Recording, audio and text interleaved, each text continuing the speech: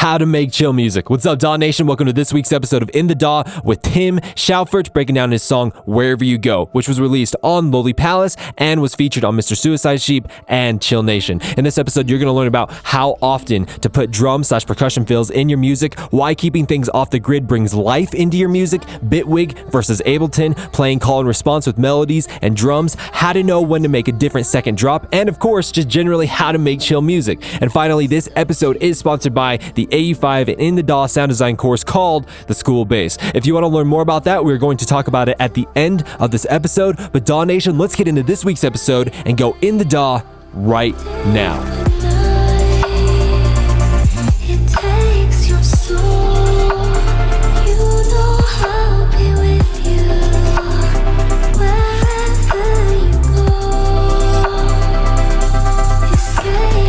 Why Bitwig, man? On Twitch, I was watching Silence streaming. Just when I got back into music, I was debating between Ableton and like something else, you know. I was like, all right, Ableton looks pretty cool, but I thought like Bitwig looked kind of similar to Ableton, and I just liked the UI a little bit better. I tried both demos of Ableton and Bitwig. I just liked the flow, and Bitwig was for me better, and just the UI. And then the rest, like a lot of the stuff is pretty similar, as you'll see. It's like the devices are very similar. For those who don't know, Bitwig is just like, it's a bunch of rogue Ableton developers and coders and all that kind of stuff. They literally just left Ableton and they created Bitwig. And so they're kind of like their sister companies in a way. Very, very similar, but Bitwig has always intrigued me because I always felt like Bitwig, they knew what didn't work inside of Ableton. And so they created a DAW that did everything that Ableton couldn't, but I've never played with it, so I don't know. I mean, but you're saying it's pretty dang good, right? Yeah, especially modulators, which I'll show. I'm not sure how many I used in here. I'll definitely like show it at some point what I like about it and how you can basically treat let's just take Serum for example. You can treat any synth or extend any synth with the stuff like LFOs. Here you can see ADR, whatever, step sequencer, and then you can modulate every parameter in Serum with these added modulators. You're basically extending every VST that you own with lots of possibilities. By the way, for those who are seeing his Serum skin and probably noticing that there's something different about it, yeah, you can change the skin inside of Serum. You can download different skins, so don't worry too much, if your skin doesn't look like that. Yeah, so he has, like, I have one that looks like an Egyptian tomb. It's really cool. But yeah, don't get too caught up on the guys. Let's just show one thing here actually while we're talking about it. So I just put in an LFO into this Serum device, and now I can go ahead. I just click this level thing, and now let me just modulate it with the LFO, and now you can see that this is being modulated by Bitwig, and you can do that with any parameter basically. And as far as like the style that it's modulating, right? So right now it kind of looks like a triangle wave. You can create whatever you want, any shape that you want, right? Yeah, exactly. I mean, this is just the LFO. There's the craziest stuff in here, which I haven't even used. Normally I use LFOs or the ADSR. It's like the typical stuff, but there's steps where you can do a step sequencer and like everything. Whatever you need is in here. XY, random. This one I actually use a fair amount random, just in like little amounts to make it a little more lively, analog or random, like a little more human. You just put that on some type of setting. Put that on like something and put it very subtle. And then you have just a constant small change that's, barely noticeable, but does add some life to it. Also, I believe inside of Bitwig, you can have MIDI and audio on the same track, right? Yeah, exactly. And you can bounce basically here. This is MIDI now. So this would be like a pad. And then you can take the MIDI note and bounce it just in here. All right, we already got it to glitching. That's great. So now we have the audio and the MIDI in the same track. Right, so now this just plays audio, doesn't take up the Serum CPU anymore, and you can chop it up however you want. It just starts ignoring this Serum, so it's as if I deactivate this, but once it goes to the MIDI, it'll start using Serum again. Should we start at the very, very beginning, Mr. Tim? Yeah, let's start with the intro, which is pretty spherical. And does the intro start at bar 13? Yeah, I just usually push things around a little bit. Sometimes I try out a little something like a longer intro and then I end up deleting it. And then also, like if I do a very short intro that doesn't necessarily fit in a 16 bar setting, then I don't like it having, if you zoom out and you have the grid here in 16 bar intervals, then it is kind of weird if you start out with 2-bar intro or something. For sure. Right, so here are some basic pads, but it's 2 layered on top of each other.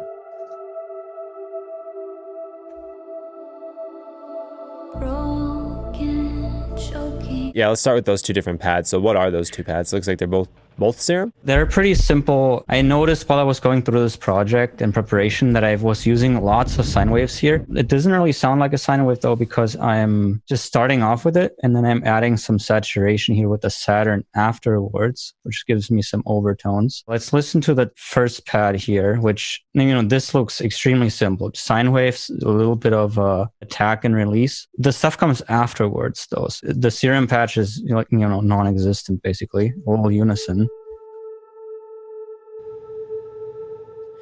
Can you play the sine wave just by itself with everything else turned off? Just so we can see the starting point. Nice. I also have to mute this stuff on the group here then. So this is the start of the pad. Then this has unison 2. I put it to 0 width here, the unison, so that it's wobbling basically. And then there's some chorus added onto it, which gives it a little more movement even.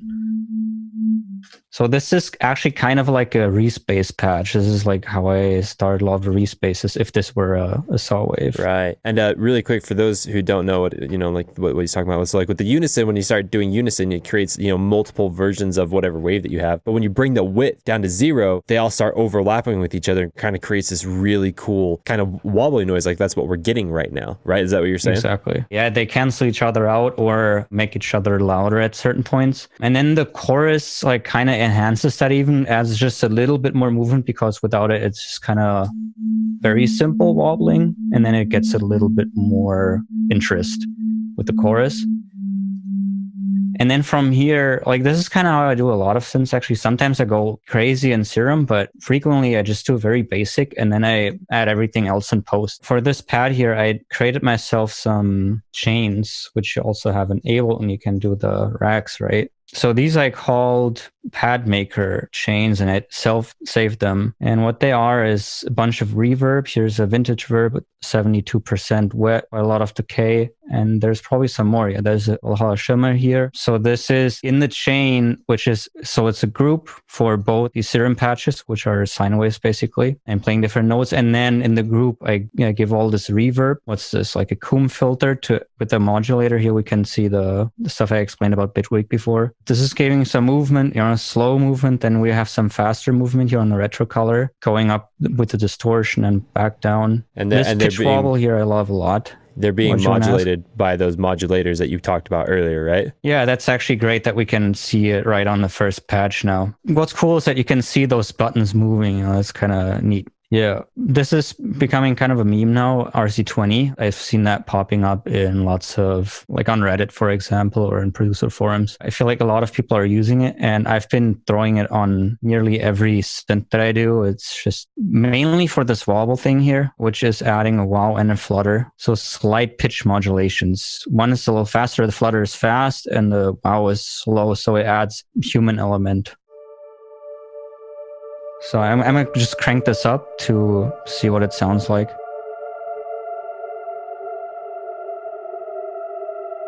Right. And then if we make it subtle,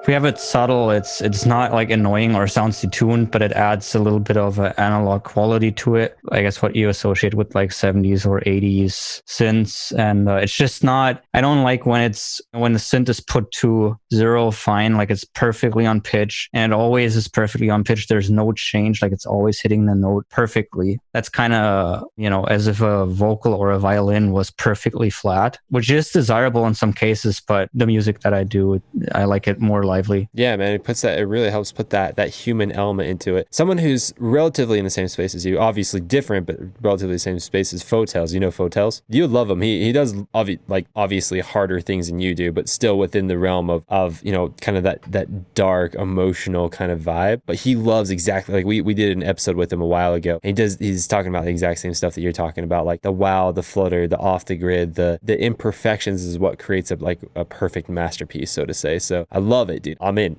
You sign me up, coach. Like, let's keep going. All right, so that's the chain number one. This is not, I was probably not completely intentional while doing this. So it's like, oh, this needs a comb filter, and now I was probably just trying stuff out. And the thing that I do know what I want is that I know I want movement. So that's why I put this movement here, but it wasn't an exact science of, oh, I need this exactly. Then let's look at chain 2, which is probably even adding more reverb. So we have a delay here. This is just fairly basic. Delay, more of the RC20, more chorus. This is all just giving some more random movements, even more like a third instant RC20. This happens to me quite a bit when I'm like, I put a plugin on and it sounds kind of cool. And then in the next step, I'm like, oh, what could this use? And even more. And I'm like, oh, well, another instant of this would be cool, or even more. And then I just throw another one of those plugins on.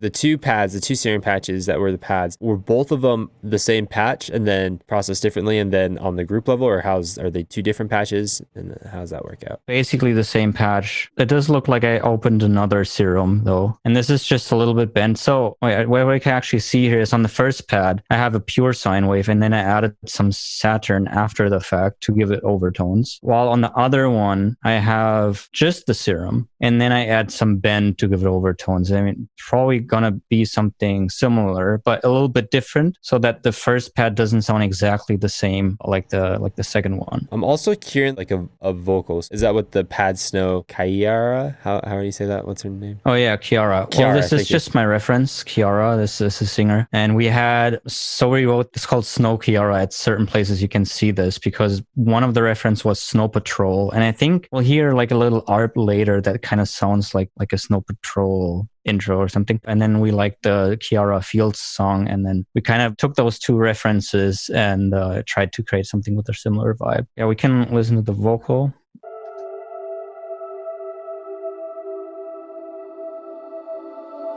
Broken, choking on a gun. You tried to lose your mind, but there's nowhere to run. Searching for no one. I'm hearing a low bass synth, low meaty bass. Yeah. All right, let's look into this one. So we have two layers, bass lame and bass evil. The bass lame, let me listen to that. All right, so that's that one. And then we have evil.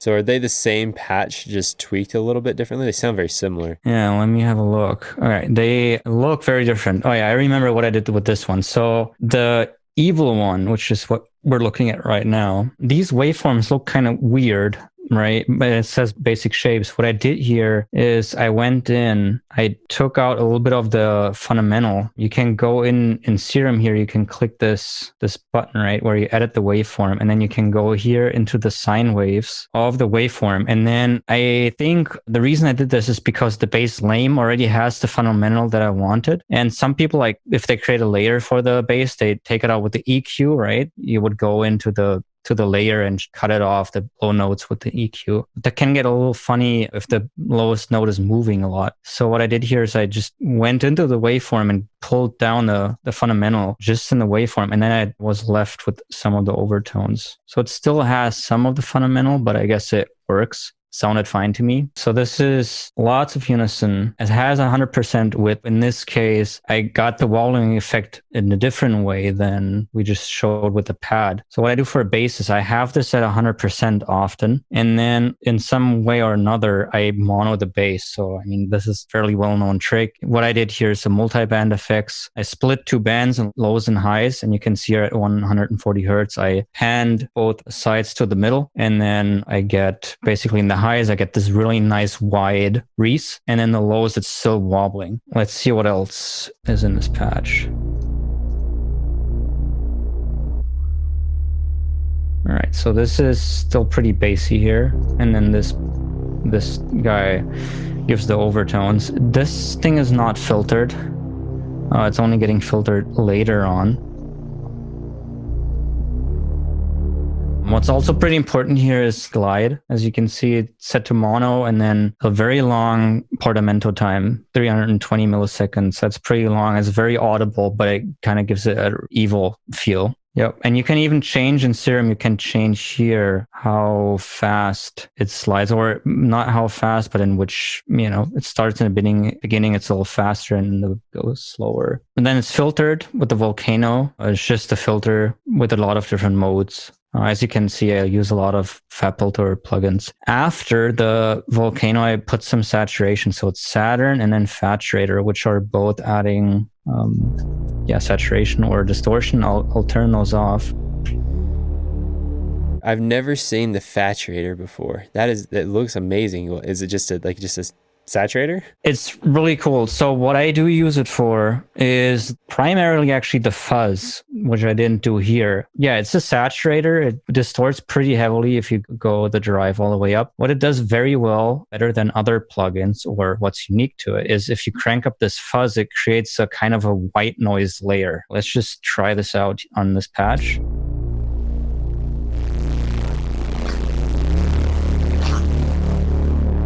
So without actually really distorting the rest of the sound, not the bottom isn't completely ruined, but it adds like a high-end layer. And I haven't really found another plugin where you can just dial in a little bit of high-end noise like this. For sure. That's really cool, though. I like that a lot. So other than that, there's probably no particular reason that I used the Faturator on this and the Saturn. It's just like some saturation. And I thought probably this sounds cool. So I added 2 of these. It doesn't sound too different, actually. If I take those off, we're just able to hear it, but it's a little different.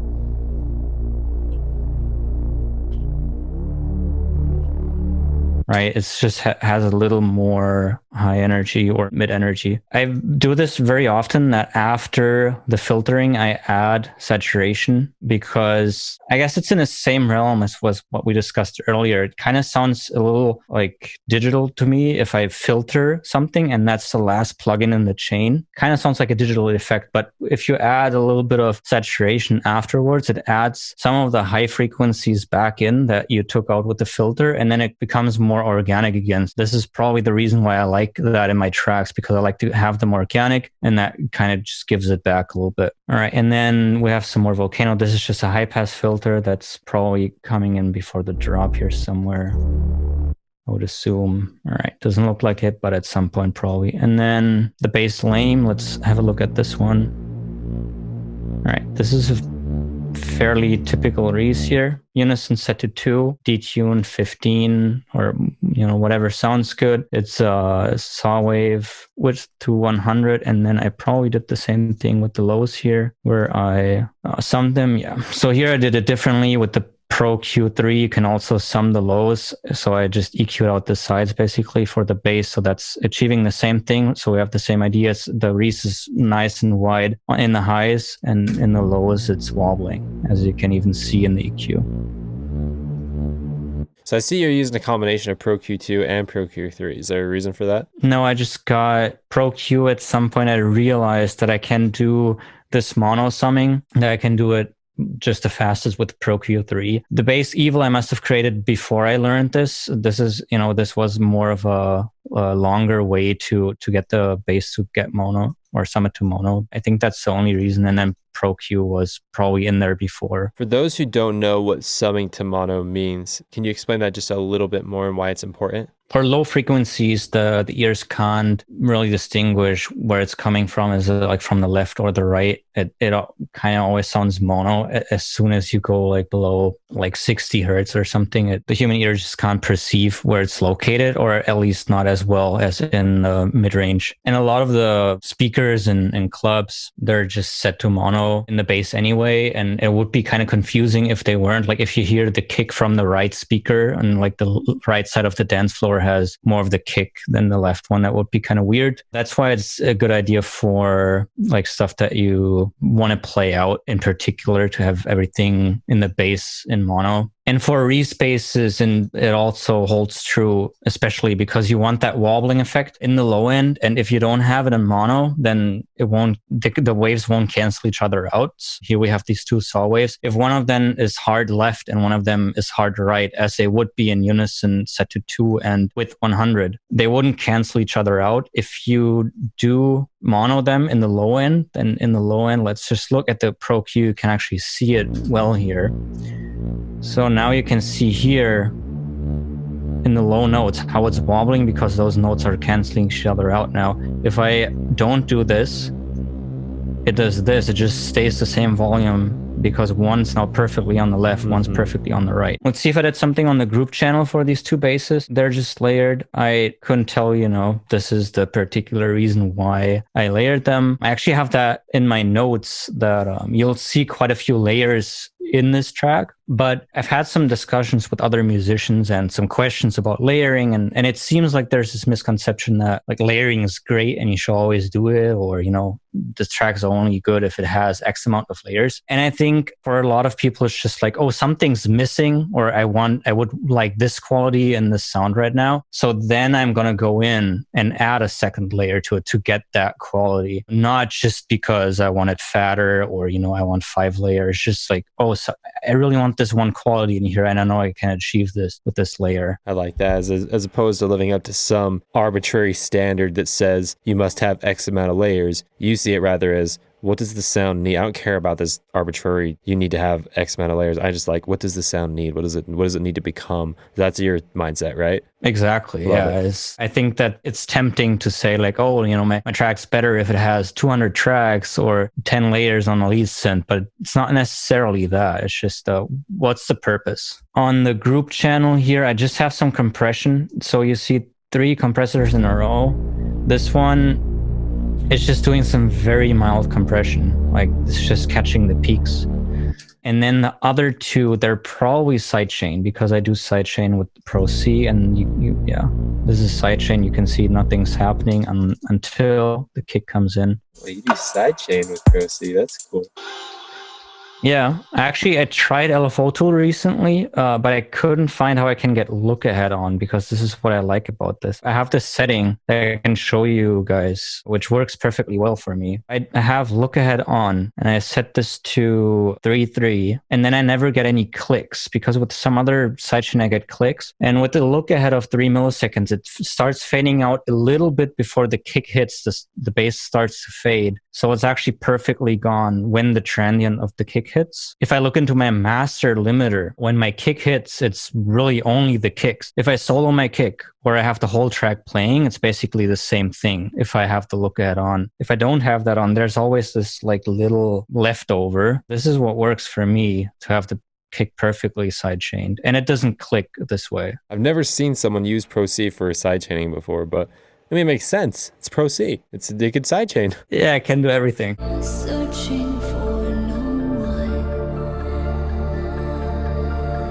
You don't know where to find the world where we were young and different. That piano, what is it? That is so beautiful. The piano arp, this is a piano that I don't use all that often because it sounds kind of cheap if you play it just chords. But on this one, it did have its purpose. It's just very simple here. Some reverb on it. Should be here. Yeah.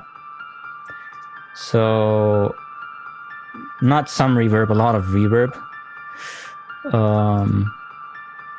Just EQing out the lows, and that's all it is. The tool is just doing some volume automation probably. What is that Imogen Heat box of? That looks freaking awesome. Box of tricks, I think. Yeah, this has just a bunch of different small things in it. That's pretty cool. I like to just like grab something and like try what it sounds like with this. It just has a bunch of different, let me see if we can play something here right now. It's like a bunch of different small instruments.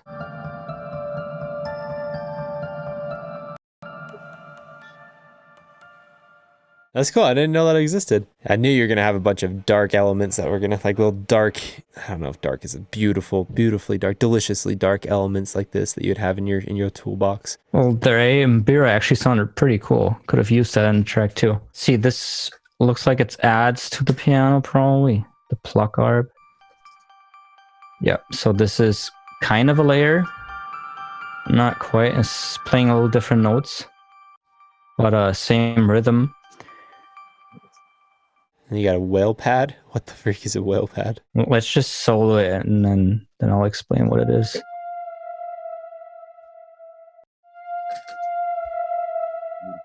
Just like a gliding pad. And I've been using these. I think I have made myself a few, I call these pitchy pads actually. Yeah, so I have a few of these. This is also just a sine wave, probably. Right, in this case, it's a filtered saw wave. I use these pads frequently, so I put it mono, I put quite the high portamento time on it, and then quite a lot of reverb. It's either like a sine or a filtered saw, so that it has more low frequencies. And then you just play 2 notes or 3. It has a nice gliding effect, and I've been using that in quite a few tracks to the point where I'm like, okay, I can't use this anymore. I have to like think of something new. Yeah, this actually comes up later. This is the lead sound in the drop then actually. So there's where we get to it then. That'll be fun.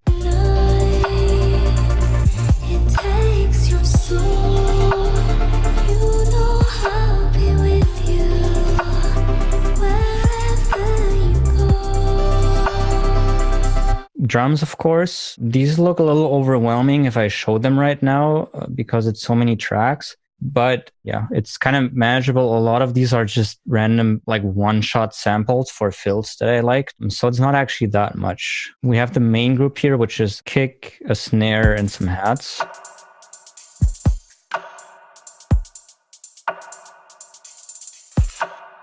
This is just 2 kicks. I like the bottom of this one and the top of this one. So I EQ'd from the kick top, I EQ'd the lows out. And from the bottom, I EQ'd, well, a little bit of the highs out, I guess. So this is solo. This still has quite a bit of highs. And I wanted to add a little bit more something to it.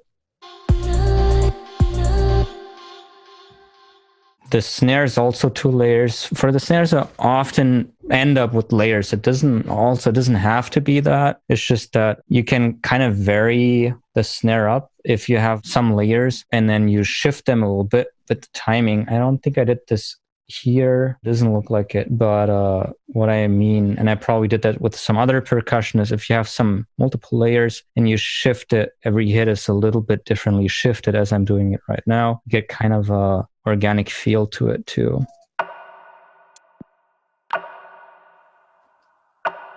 Right, so now every sample is a little bit different. We just created 3 unique samples, basically. The hats here, yeah, pretty standard. And are they off the grid as well? They look like they were shifted a little bit, I think, right? The hats? Yeah, I think, are they shifted a little bit? Yeah, so for the hats, I basically always do that, so I would assume I did the same thing here. Yeah, they're definitely not on grid, as you guys can see. They're shifted off a little bit. This has a little bit of a swing. And then for these fills here, solo the hats,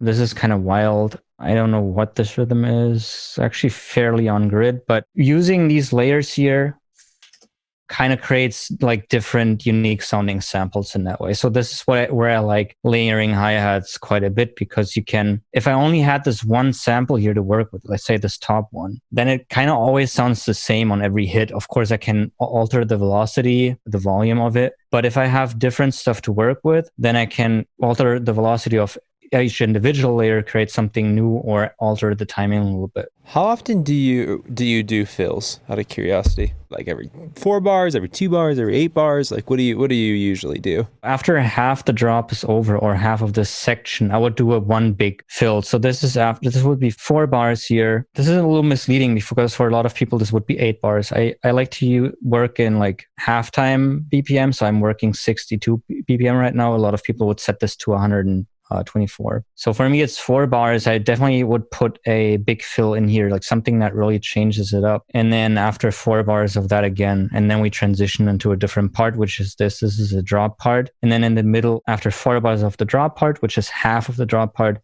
I would do another kind of like fill that stands out. And in between, I still like do some variation. So after 2 bars here in my BPM, I still frequently do variations. It doesn't look like in the hi-hats I did too much of this. I did a little bit, actually. You can see it here.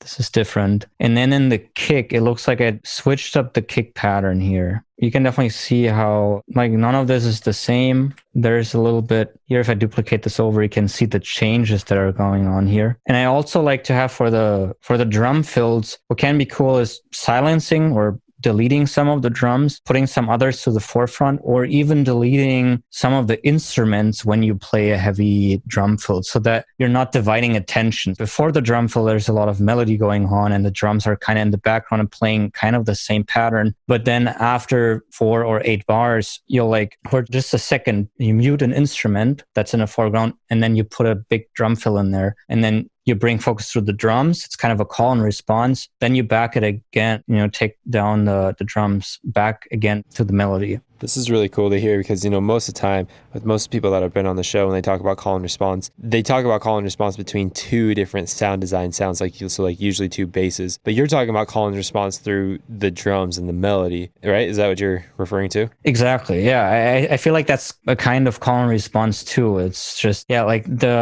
the main focus can only be on one thing at a time. Of course, you can perceive a little bit more, but I don't like when the melody after 8 bars is doing something wild and unexpected, and the drums are doing something wild and unexpected that wants to grab your attention. Then I find myself often in trouble. Too much, right? Because you're starting to split the attention. Yeah, right? Exactly. I think the only way you can pull that off is if they complement each other and they're playing the same rhythm. But then you would be kind of, then you would be layering the melody with a drum. So it's kind of, just enhancing it. But if they're doing separate things, it will be quite difficult. Right. You can't, because you're touching on the concept of like, what are things that enhance and what are things that overlap, right? So like, how would you explain it, right? It's like, think about friends that you hang out with that enhance each other, that like when all of you get together, it like enhances the experience. It's fantastic. We're all enhance each other. We're all having a good time, whatever. But then there's the friends who try to overlap each other, right? You can't have both of them in the same room because they just talk over each other and try to, become the center of the room at the same time. It's just too much, right? And so it's kind of like, with these elements, you want them to enhance each other, not overstep each other. Because if they overstep each other, it's just too much, right? Exactly. Don't be that friend. Don't be that friend. Then there's some little fills. Let's just listen to this, what this is here. Yep, so there's a little tom fill, nothing major. This is just after the 4 bars that we discussed. Here, I actually muted the hats, as you can see. There were some hats here, but I was like, all right, this is probably going to be a little too much. So I muted the hats, and now the focus just on the toms, and the vocals are also going on at the same time. This all is thing in between here. This is just random one-off samples or fills. Foley group, this is pretty minimal in this track. I often use a lot of Foley, and this one is pretty subtle. So it's just adding to the snare. Let's listen to it again in context, adding a little before the snare. And here we can actually see what I talked about earlier with the snare. I was a little bit confused that I didn't vary this here with the timing, but now we can see actually, because I usually do something like this, we can actually see now that variation that I did is down here in this thing, because this now adds a little bit of another sound to the snare and makes it a little bit of a different sample. It's not overwhelmingly obvious, but it's there. It's just a little bit different than the first snare hit. It's the attention to detail. Do you know who Griffin is? So we're doing a course with him and he's breaking down his Zodiac album right now. One of the things I really like, one of my big, huge takeaways, which is like what you're kind of dancing around right here, but to like really come out into the front and say it is like when you're using Foley and when you have these like little different variations kind of stuff right here, it's the attention to detail. Humans may not be able to decipher this on a conscious level, but they will be able to decipher on a subconscious level. There will be something about the song that they don't know how to explain, but that they like. And what that comes from is kind of little things that you're doing right here, the little switch ups, the little adding in elements here and there. It's not huge things, but subconsciously they can be like, something I really like something else. This really plays into that feeling. And then also the Foley part of it, dude. I want to touch on the Foley part. So he is a really huge proponent of using Foley and using Foley around the concept of the song. So like, for example, in his Zodiac album, when he was doing his song Leo is a lion, the Zodiac sound for a lion. So he did a bunch of stuff with lion samples inside of the song. You know what I mean? A bunch of little Foley things here and there. Not too much, but it just adds to that kind of the attention to detail, right? You can't create a masterpiece without an attention to detail. Can we agree with that? Yeah, for sure. I like that a lot, that it's like, for him, it's intentional. And I feel like even by these little choices that seem like maybe they wouldn't make a difference, if you pick the right stuff that fits a theme in the song, then sometimes you can create out of little pieces, like something very cohesive. Like, even if you don't think, like, let's say the background ambience that I add doesn't really matter. Sometimes it does. Like, I've been working on this new track and I had this background ambience running there, and it was okay. And I thought, well, this track kind of sounds like a jungle track, like some of the instruments has like a jungle impact. And then I switched out the background ambience to something that, like, I Googled for like jungle recording, and some of jungle sounds, very, very subtle, are in there. If you make a lot of these choices, it can add up. Not necessarily, but can like make it more cohesive. We have a main vocal.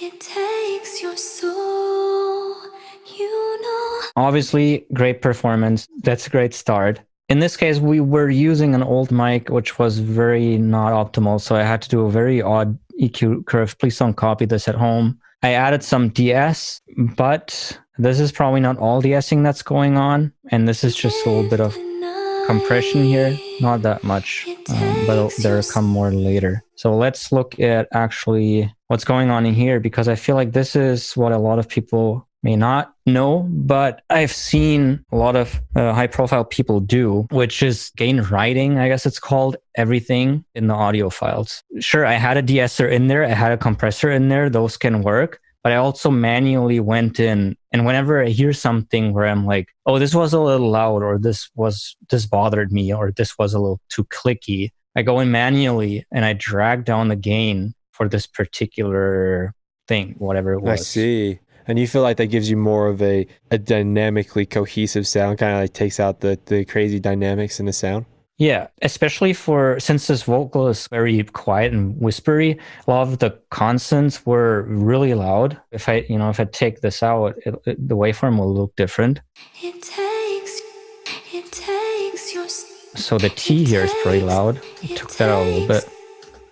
And then the breathing also, this is going to be way too loud. I lowered this by 15 decibels. Have you ever heard of a vocal writer by Waves? I think I played with that 3 years ago, but I don't quite remember what it does. Yeah, so it does exactly what you're doing right now. Instead of you going in and drawing all the automation, it goes in and draws the automation for you, and then you can go back and tweak the automation. So it kind of goes through and kind of flattens it out vocal automation wise, volume automation wise, and then whatever wasn't right, you can go back and tweak it. And so it kind of does the heavy lifting for you. Instead of you having to go and doing all of it, it kind of does a rough draft, and then you go and perfect it. Yeah, it sounds pretty cool. If the vocals belted, maybe it's not as necessary, but since EDM also often has breathy female vocals, I feel like this is a technique a lot of people could make their vocal sound a lot better. And it was a game changer for me once I realized, okay, I should go in there and take control of all of the details. And it's really quite drastic changes sometimes. You can see some of the gain staging is wild. And it makes sense, right? Because if a lot of people, they have the tendency just to slap the compressor on, just compress the crap out of it. The problem with that is that when you do that, the more you compress it, the more you alter it, right? Well, it brings out the imperfections in particular. I feel like if you have a perfectly recorded vocal,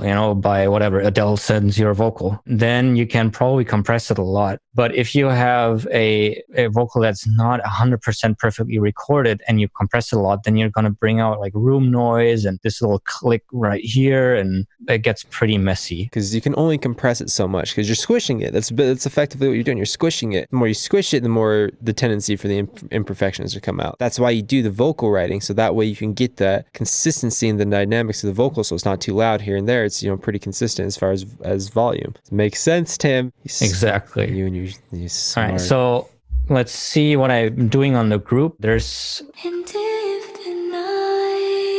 some more compression here. This is I mean, this is actually pretty heavy compression for my style.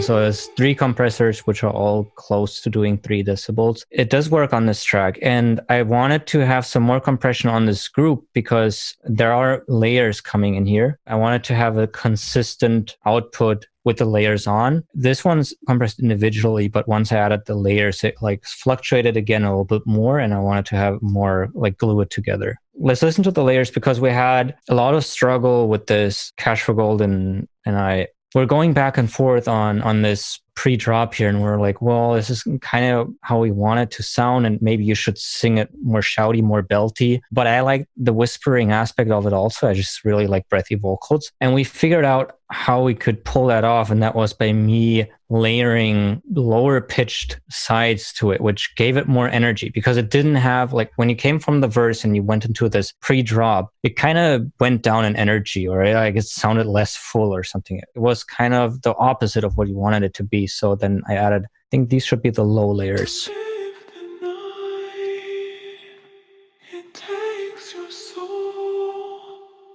And are they just fomented down? Is that what we're hearing? Yep. This is -5. So Elastique, I think a lot of DAWs have this algorithm by now. Go -5 in the formants down, and the other one's -3 or a little bit more.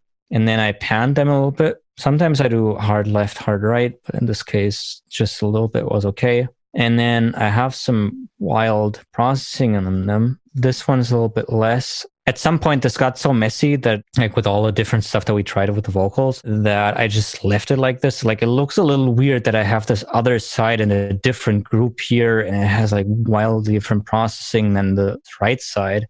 And I usually would work a little cleaner, but in this case I was like a little confused and overwhelmed with everything that we switched out, and then I just left it like that. I was like, okay, it sounds great to me, and let's just leave it. I saw a plugin somewhere. Is FabFilter Timeless? I think that was that a thing that I saw? Timeless is on the main group, and this is just a delay. Let's see if this is actually active. I'm assuming I'm just automating it.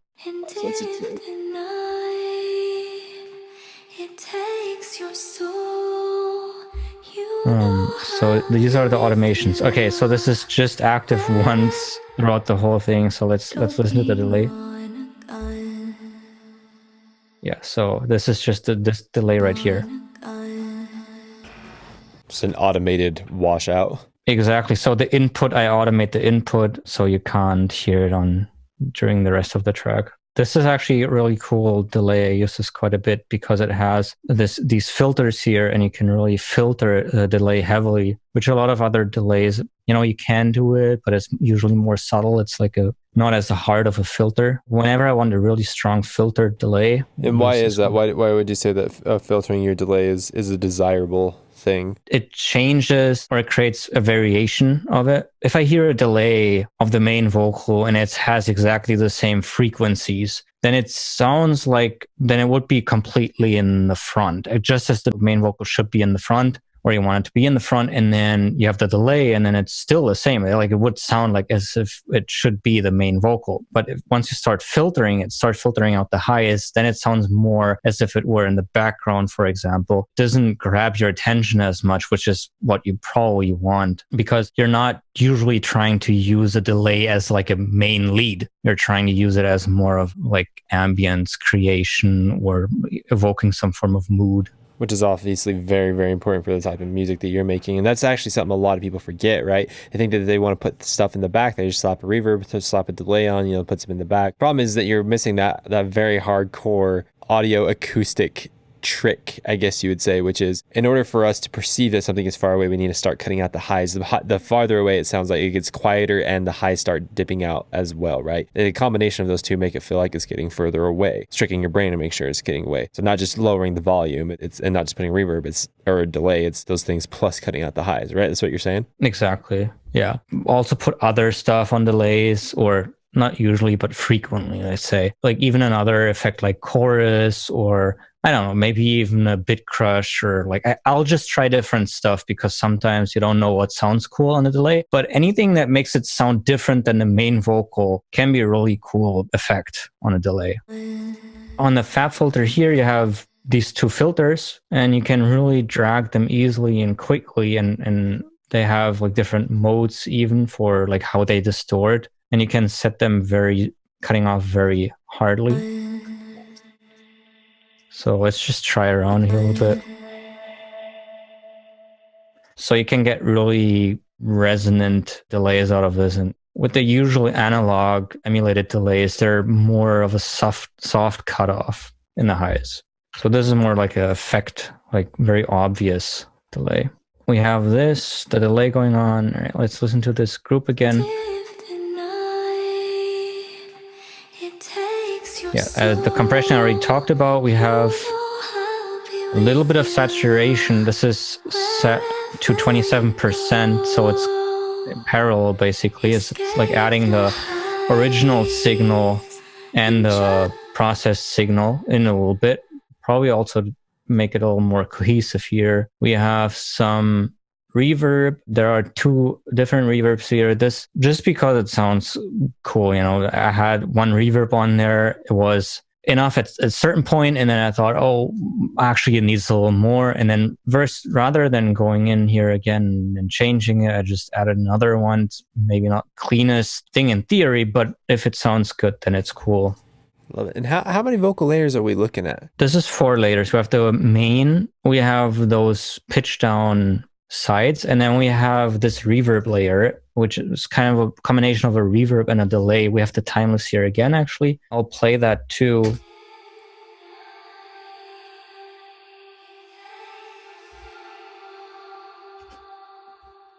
I frequently add something like this where it's just a reverb and a delay, and it's set to 100%, and then I gently fade it in and see like, okay, what sounds good here? Like how much of an ambience do I want to add?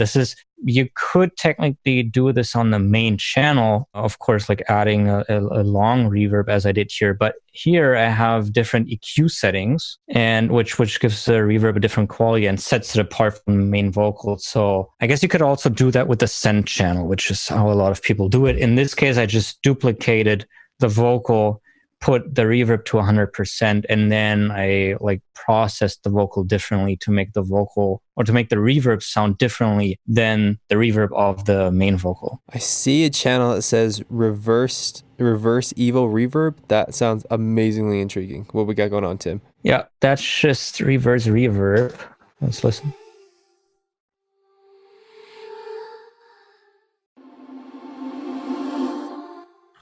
Yep, I rendered it out so I can't see it exactly, but it sounds like it's just a little bit of delay in there too, and then just reverb, and then reversed. It's probably just called evil because it reversed reverb sounds kind of evil. So for those who don't know what it is, basically what you do is, so you take a vocal and you reverse it and you put a bunch of reverb on it, and then you convert all that to audio, and then you reverse it back, so now the vocal is playing normally again, so it kind of reverses into itself, right? Is that what we're talking about? Exactly. So I just tried to demonstrate it while we were talking. So I pressed W here to reverse it, put a long reverb on it, bounce it out, take this, and then reverse it back. And then you can just drop it in under the main vocal, and it's perfectly aligned. It's a very neat trick to transition into vocals very frequently. That's done. Just in this case, didn't use it for transitions, but rather just to maybe fill a little silence here and there, or give some more interest to the vocal where I felt, okay, this might be a little boring at this stage or at this point in time, so let's add a little something. It's an age-old trick, but it works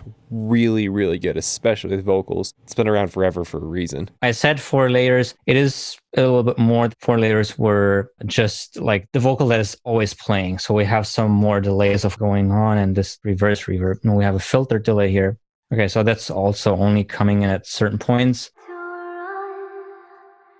The same idea here that we discussed earlier, really heavy filtering. The highs are pretty much gone from this, and it comes in at later again at 2 points during the song. And then there's some more of that, like random delays. I create a lot of different delays, so I wouldn't like use the same setting all the time for all the delays. I'm not sure why. It's probably because it starts sounding cheesy to me if I use the same delay like 10 times in a song. I don't like it anymore. So, try a different plugin on the main vocal. That's kind of how I go about it. I'm like, oh, let's try this thing. Let's try this filter setting. Let's try this plugin and see what it does to the delay. It's just kind of trial and error. I actually forgot something pretty cool that I want to talk about, which is these wobbling synths here.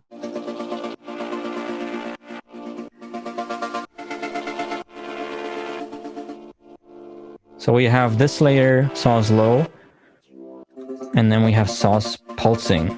I was tinkering with this layers here a little bit. I had the whole verse here without them, and it was kind of sounding boring, and I added some chords to it, and they were just straight without any rhythm, and then it didn't have enough rhythm the whole song, and I was like, all right, I gotta have to pulsate it a little bit, or maybe I have to get some sort of rhythm into them.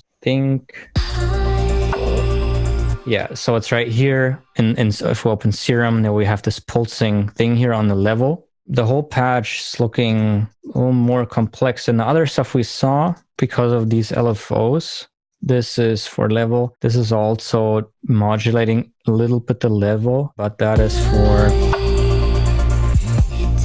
giving it more volume as the pre-chorus progresses. So it starts out a little more quiet and then it rises up a little bit. So you have that movement all the time here during the pre-chorus or pre-drop, where it swells upwards a little bit, then goes down a little bit. And you can see that in this automation here, which is quite confusing looking, but you can see here how I swell things up and it ramps up a little bit. This is the volcano, the filter frequency, and then it goes down again, swells up again, goes down, and it creates movement. And then at the same time, it has the pulsing too. We have a rhythm and we have a little bit of a swell going on, which gives it a lot of interest and variety. It's always evolving, right? It's never stagnant. It kind of plays on the concept that we've been talking about all throughout this episode, which is to make it feel like it's a breathing, moving, living thing. And by doing that, by creating these automations, you really help achieve that. Yeah, for sure. I feel like this is something that I learned later on in production. Is I was watching quite a few tutorials, and I, love watching in the DAW, for example. And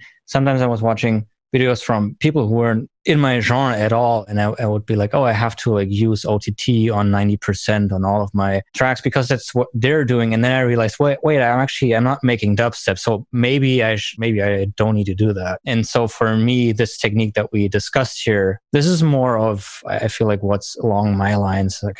Have it evolving, have it sounding organic, have it sounding changing, and this is all achieving that, everything that's in here. The saturator here, we can have a look at this again. I'm bringing up the fuzz here too to increase the swelling. You can see the automation right here. Swells up, goes down. Adds a little bit of white noise on top. Yeah, the rest of the chain here all looks very wild, and it's a lot of plugins, but it's just throwing stuff on, seeing what works. This is kind of cool here. The EQ is also doing this swelling motion. It's kind of an odd automation here. I think is the Q. Yeah, it's the Q that I'm automating. So I'm cutting out a huge portion of the frequencies right in the middle, and then it goes up as I wanted to have that swell effect. All contributing to that living, breathing element to the song, right? Exactly. And then this other layer here is pretty gritty. Has a lot of distortion. It sounds very, very bland without the distortion. For some reason, this distortion here even adds a little bit of LFO, where it sounds like the volume is automated. This is just boring without just some saws. Yeah, and you can see the wobble here too. 2%, really not a lot, but adds to the organicness once again.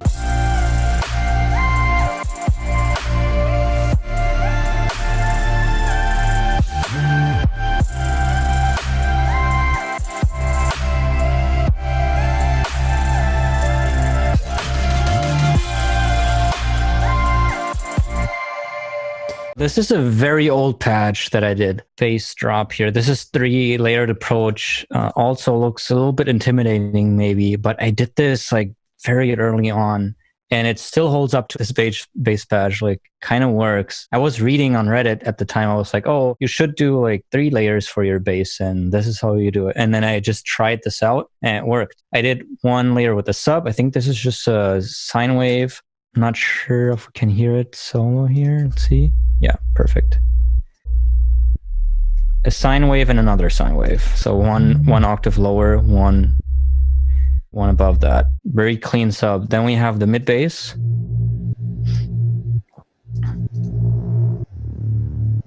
This is a custom waveform that I sampled. I sampled from a Sorrow song, or Sleepless. And I liked the bass that was in there, and I sampled it and I put it in here. Yeah, created this waveform. It's just it doesn't have a lot of overtones, so pretty basic. There's nothing else going on here. I didn't really know how to use Serum back then, so it's all very, very simple. I cut out the lows here because, well, we already have the sub layer. I wanted everything gone here, or at least that's what Reddit told me at the time. So I just cut out right here. So I did that. Some saturation to give it more overtones, and then a little bit of OTT too. Always gives you more highs, even when I drag this high slider down. Then we have the high bass. So that's the saw, which is bending plus and minus, evolving. So let's try bypassing this.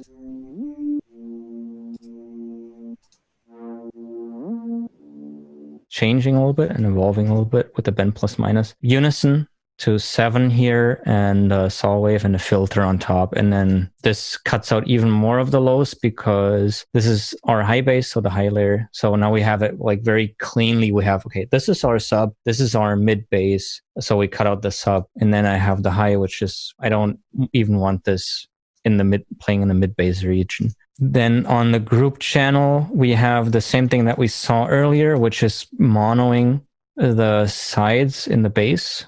This again looks a little overwhelming, but it's really not that much. It's some filtering that I probably automate. Yep, there we go. I automate to go up and down here at certain points. Let's listen to that. Yep, so, right, nice bass swell here. Here we have a glide.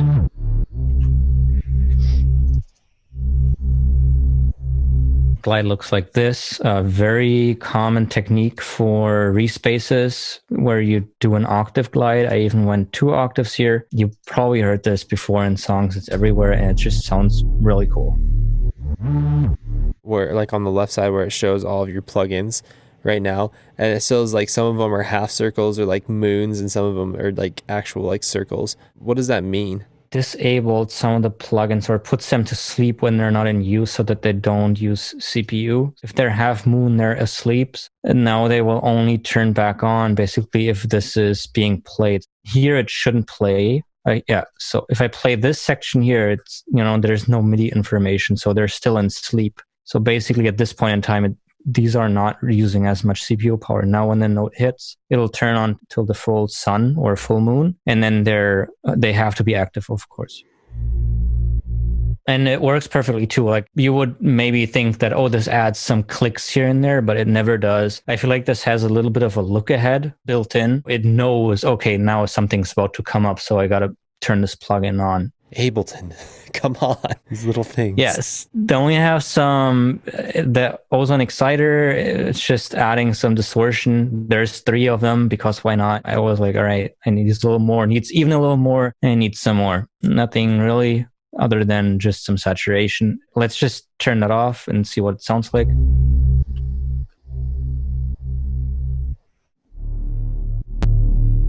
All right. A lot quieter, probably not even adding that many overtones. Then I have a compressor going on and a limiter afterwards. You can really compress this quite a lot and limit it without it sounding weird. So here you can see the wobbles of the respace, which we have from that phase cancellation that we discussed earlier. although I'm not the guy to like compress and smash everything because I like doing chill music, I still on the basis it's all fine. Like you can't even really hear it, and it ends up sounding more consistent usually. It's not like it sounds overly smashed, even if you smash it into limiter like I did here. Because it's very interesting that this bass patch I still use, even though it's, I made this a few months after I started, because I just copied it basically from this Reddit and made a little bit of my own variation of it. And it still sounds cool. Now we have the lead, which I find very interesting because this is still just a sine wave and it is a lead then after processing. We start with the whale pad that I described earlier. We have a sine wave, we have set to mono and glide.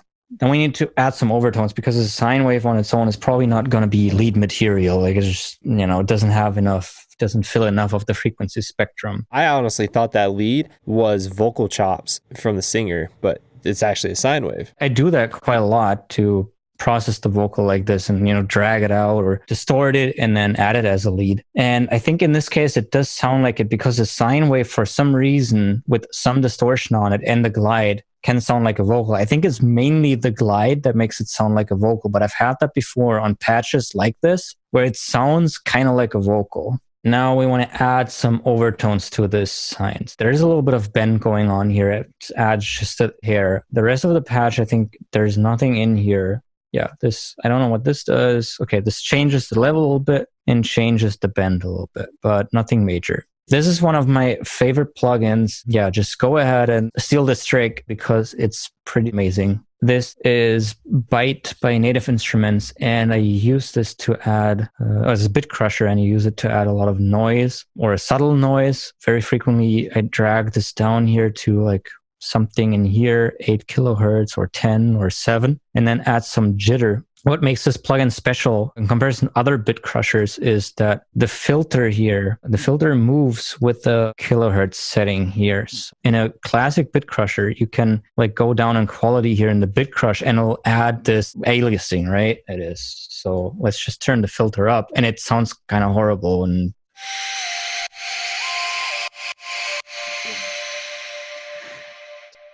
this filter here, that now it moves though, now it's at 3 kilohertz. And if you crank this up, the filter here goes up with it. So that makes it really special in my opinion, because it sounds musical. Like it's very easy to use this bit crusher in a musically pleasing way because the filter takes out these very unpleasant sounding frequencies. And this kind of sounds nice and lo-fi. Here, the jitter is adding noise.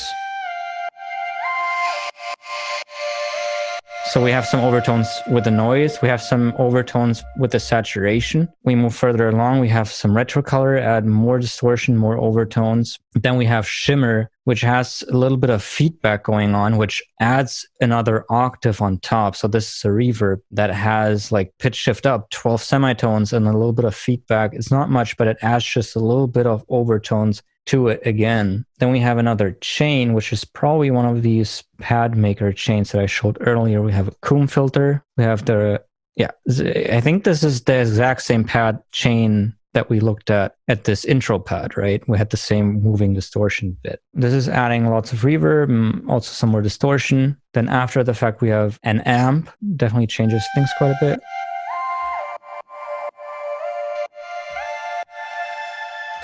So that's adding a lot of the highs. Then I EQ'd very drastically to boost the highs that I added with all these plugins here. All these subtle amount of highs that I added, I ramped it up with the EQ. A little more distortion at the end for even more high frequencies, and that's it.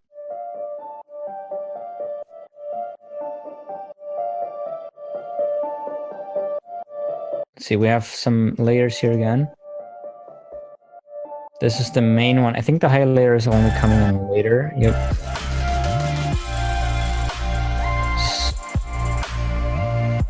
So with the ARP, it doesn't sound as fast. Like the drop loses a little bit of the energy. The fast notes here definitely show that this is an energetic part. This is like the drop. The ARP in Serum looks quite basic again. Bottle blow is one of my favorite waveforms because it sounds organic. It's a sine wave with some added overtones from someone blowing into a bottle or something. Yeah, so this is pretty straightforward, I think. Some waveforms and a filter. Doesn't sound too complex either. You can definitely hear the saturation of it, which makes it sound, some would say, warm or vintage or analog. You can see all these saturation plugins here again. They're not destroying it. It's not really heavily distorting. It's more adding, that like organic or analog feel to it. We have the chords from earlier. We have those chops, which I really like. That is an amp, crunchy amp, and Saturn. As you guys can see, I use a lot of Saturn. They have like normal saturation and they have these cool amps. And on vocal chops, I just like trying out a bunch of stuff. Amps can definitely sound cool on vocal chops to give it a little bit of a different quality from the main vocal. This is, again, form and shifted down. We have seen this earlier again. OTT, because, well, we're in the drop now, so let's add some OTT. Let's add some amp to make the vocal pobble, make it more energetic. So this fits with the progression of the song. It's not completely chill now anymore. We want a little bit of energy in there. We have the timeless here, which is adding a very loud delay, very heavily filtered too. And then we have some reverb. This should go into the second verse. Locked inside your chains and drowning in your lies won't save you from your ways, and time keeps slipping far away. You're too afraid to die.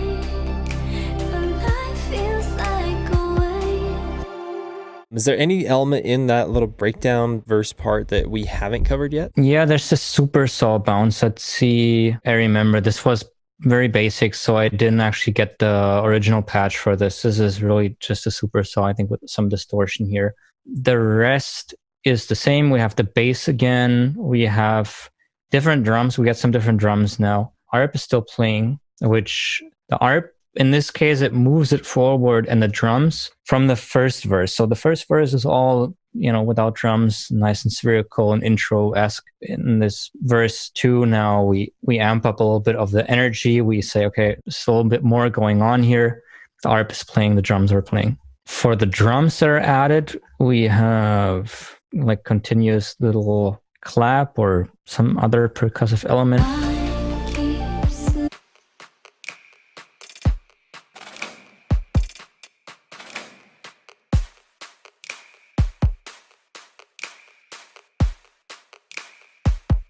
So for this, we can see again, as we talked about earlier, I varied up the samples here a lot. The gain changes quite a bit, and I might have even changed a little bit of the timings here. Yep, here you can see, okay, it's not on the grid anymore. We have another layer, which is sometimes, here we have this crane perk one-shot perfect clap.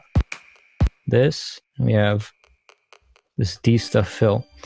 And they're always changing a little bit in the timing, so that keeps it organic. It creates new samples. Out of these two, when you shift them around a little bit back and forth, you always create a unique sample on every hit. It sounds really nice and organic. If this is all the same volume, all the same timing, it sounds really robotic and boring.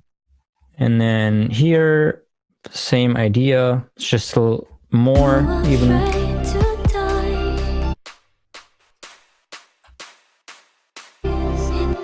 Here, the fire perk adds even a little more highs and a little longer, so that we make sure that it's progressing from these short claps here into a little more energy. Even, I'm telling the listener, okay, we're going somewhere with this, and it's building a little bit of tension.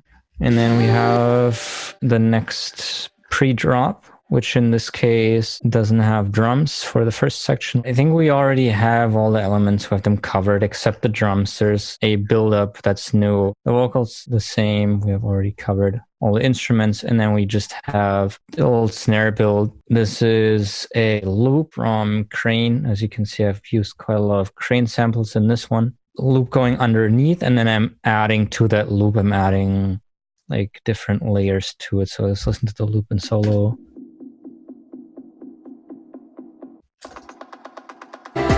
All right, so that's pretty quiet, and then I'm adding my own stuff here.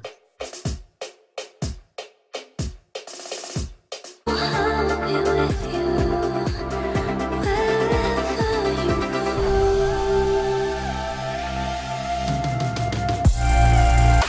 And then we have a big tom fill, which are, let's see. Yep, so these are pitching down, which is a very common move for these tom fills. You can see here, pitch 0, pitch -1, pitching them around a little bit, and then they're saturated and clipped, which makes them sound a little beefier and bigger. The second drop, and is there any other new elements that were brought into the second drop? No, it's the same, at least for the first half. Sometimes that works, not all the time, but especially if you have enough new stuff in the middle or the time between the two drops is long enough, then it can definitely just be okay to copy it over. If the drops are too close to each other or the verses are exactly the same, then okay, then you need something new in the second drop. To really walk that fine line between repetition and variation, right? Usually I think I lean toward adding something to the drop, to the second drop, or changing up maybe a little bit, but sometimes really it just works perfectly and then there's nothing wrong with it to just leave it. If I'm listening to it on the second drop and I'm excited for how it is, I should stop myself from overthinking and be like, oh, I need to add something to it because otherwise it's not good. I didn't do my job. If I'm like really excited and maybe get goosebumps and I get into the zone when I hear the second drop, then well, it works. Then so after the drop, does it just kind of go into like a breakdown outro kind of thing? Just a little outro, just very short, basically just some reverb.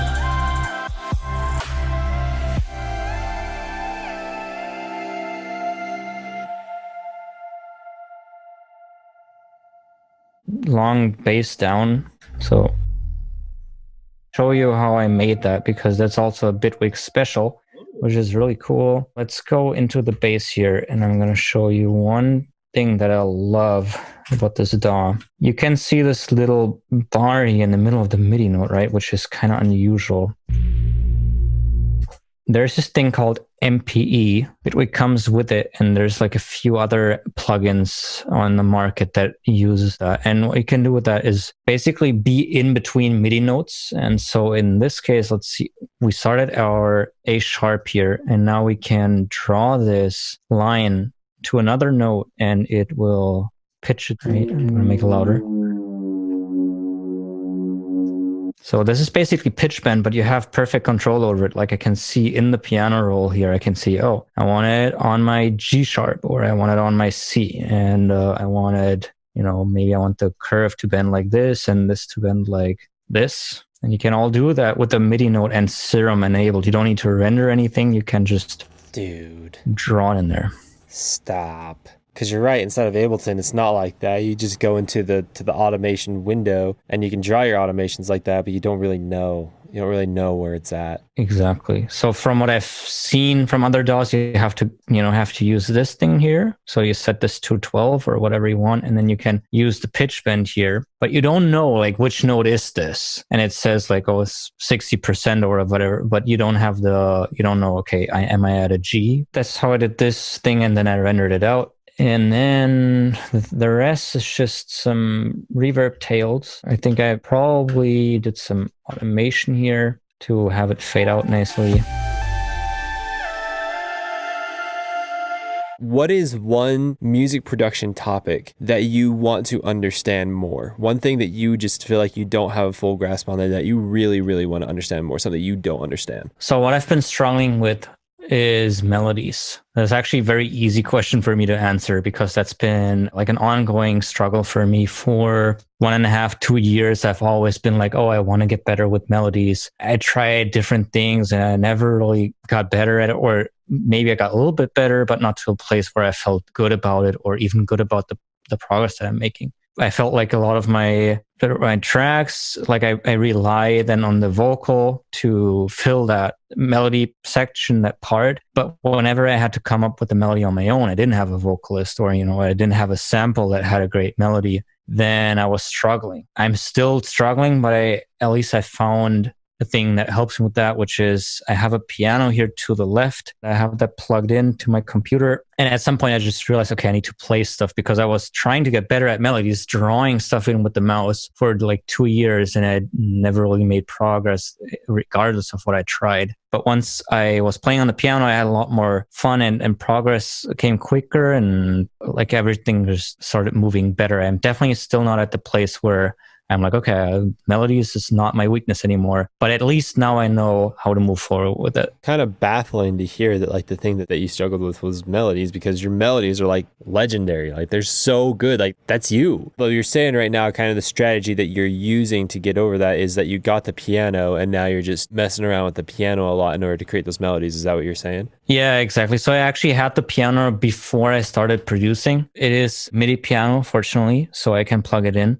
And I never really used it. And now finally I made the move to use it. I appreciate you saying that you like my melodies, but I think that's because I always worked around it. So I was like not playing a melody or drawing it in, but rather I would take maybe a vocal and pitch it around and have a melody kind of randomly generated for me. Whenever I didn't have that technique, whenever I couldn't rely on this thing, you know, and I actually had to put in the notes, then is when I was struggling. How often do you use, like you go and find the MIDI of your favorite songs and dissect that MIDI? The MIDI itself, well, I look at chord progressions frequently. I feel like as a person, I do like to take a lot from other songs and look at them, dissect them, and try to figure out how they did that. And I definitely do that with chord progressions. You can actually do this if you guys have Pro Q. It doesn't matter if 2 or 3. In Pro Q, you can switch this here to the note view, and then you can put in your WAV file of the song you want to analyze, and then you can basically see where the peaks are of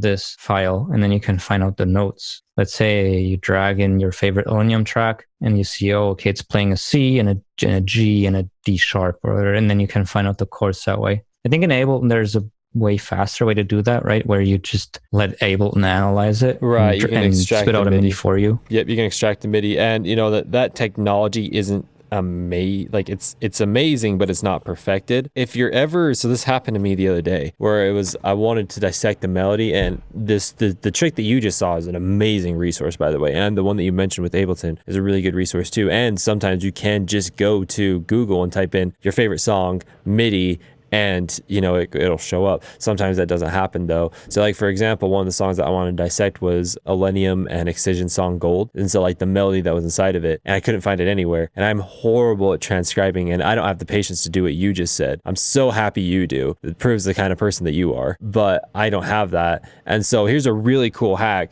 It's not free, but it's cool. What you can do is you can go to Fiverr and you can hire someone to transpose it for you. And I did that. They did everything for like $15. They did all the chords and all the melodies and all the drums and like literally everything. I was really, really impressed. And so if you're ever in a pinch and you really want to know about something, you can go do that. But what you got, you know, if you're going down the route where, you know, you got more time than money, you know, and you'd much rather just sit in your DAW and figure it out yourself, that's cool too, dude. That's cool. I don't have the patience to do it. Well, that sounds like a great idea, actually. It's not really fun work if it's like $15 and it saves me a whole lot of time. It sounds like a great idea. It's so good, right? You just type in like transpose song or transcribe song on Fiverr, go with the top one that has like 5,000 reviews, and you're like, yeah, whatever, here's the song, do it. You know what I mean? Get back to you in like 24 hours. You're like, is this real? Is this a real thing? This is so awesome. Yeah, I do that quite a bit. Like also for drum rhythms, that's pretty easy. Like if you just pull in another song, you set the BPM correct, and then you see, okay, where's this person putting their hit, you know, with what kind of timing? And then you can often see in songs that you like, it's like, okay, it's not perfectly on grid, and you can kind of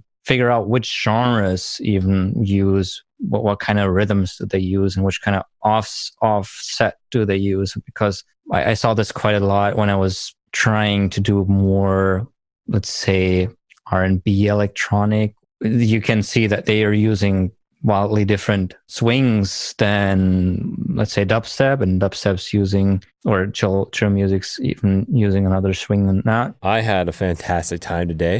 Is there any final words that you'd like to say to DAW Nation? Thank everyone for watching. I hope I could inspire some people to try, you know, some different settings here and there than maybe you see on other tutorials. I think there's a lot, or not that much information on chill music right now in terms of tutorials.